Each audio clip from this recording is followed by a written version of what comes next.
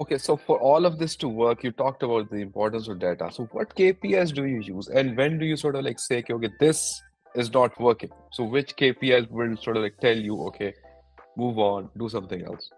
Yeah, so we're going to need to run the sequence all the way through before we make any Hmm. changes. And you're going to need Hmm. to run it with at least 100 people to like really have a good set of data. So don't panic if it's not Hmm. working out. Like let it run all the way through. Don't make changes mid sequence. Don't stop it and start removing people. Like let it run.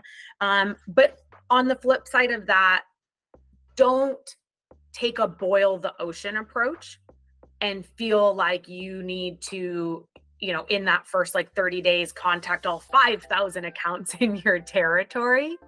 So test your content with small batches of your total territory or total TAM. Take that value-based segmentation approach to ensure you're creating the relevant, valuable content. And then once you have the data, obviously we're looking at revenue. I mean, that's what we want from all of this. But I understand that that's sort of a long tail metric.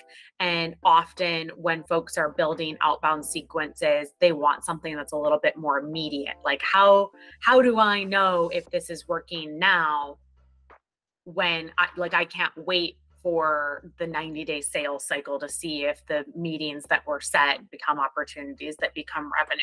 So a couple of smaller metrics, I would look at positive reply rates. So we hear folks talk a lot about open rates. That's fine. I think open rates can often become a vanity metric. I'll use an example from a campaign I tested just last month. It had a 56.4% open rate, 0% reply rate. Right? Hmm. So it's like, okay, Hmm. great. That is more than, that's like a triple the industry average open rate. Hmm. But who cares if it didn't get the replies? So I focus more on the positive reply rate. And you'll also hear a lot of folks talk about overall replies. But like then they'll build emails that say like, PS, if you don't want to receive any more emails from me, just reply stop. And then they'll include those emails and saying they got great reply rates. That's nonsense. That's nonsense. So positive reply rates are a big one. And then I would say the quickness with which your copy results in meetings. So are emails converting folks into meetings pretty quickly is something that I look at. What I would share with sales leaders, sales managers who are looking at those top of funnel metrics and thinking, what do I do with these? Is look for the specific things that you can change to help your ROI in your campaigns. And let me give you an example. Thinking about the conversion between open rates to reply rates. If I see that I have a really high reply rate, but a really low open rate, the first thing that I'm going to change the next time I run the campaign is all of the calls to action. Okay, makes sense. Right. And then I'm going to run it again to see if a stronger, more clear, or more concise call to action changes the reply rates. Because obviously what's happening in that preview text is strong if you're getting that 56.4% open rate. But since I'm not getting the replies, that tells me that my call to action is not clear or not compelling. So yes, the metrics matter because we need to then communicate to our sales reps what they should do more or less of. but don't get too focused on the minutia of the day-to-day metrics when you are analyzing whether or not a campaign works. Think about the story the metrics are telling you, so that you are making really smart strategic iterations on the campaign. So I'd say that's one side, like how do the metrics matter for the sales leadership or sales enablement?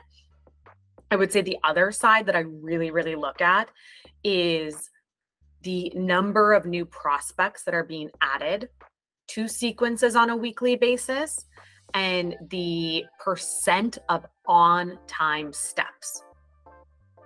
And the reason that I look at those two things, one, sales is still a numbers game. I don't care what people say. That will always be true. Even if you are taking a very like quality oriented ABM key accounts approach, you still need to get in front of enough people who are the right people that you're reaching them at the right time to buy and that they decide to buy your product. So it's still a numbers game. So we want to make sure we are constantly putting new prospects into our sequences. And then I look at the percent of on-time steps, because when we create these sequences, we're optimizing for a psychological effect called stacking, where we are staying ever present in the mind of our prospect. And we've all seen this in like B2C plays, right? Where you see a product and all of a sudden it feels like it's everywhere. And finally you're like, gosh, I should really look into this. Like I've seen it everywhere. So it's that same sort of psychology that we are using when we stack our touch points.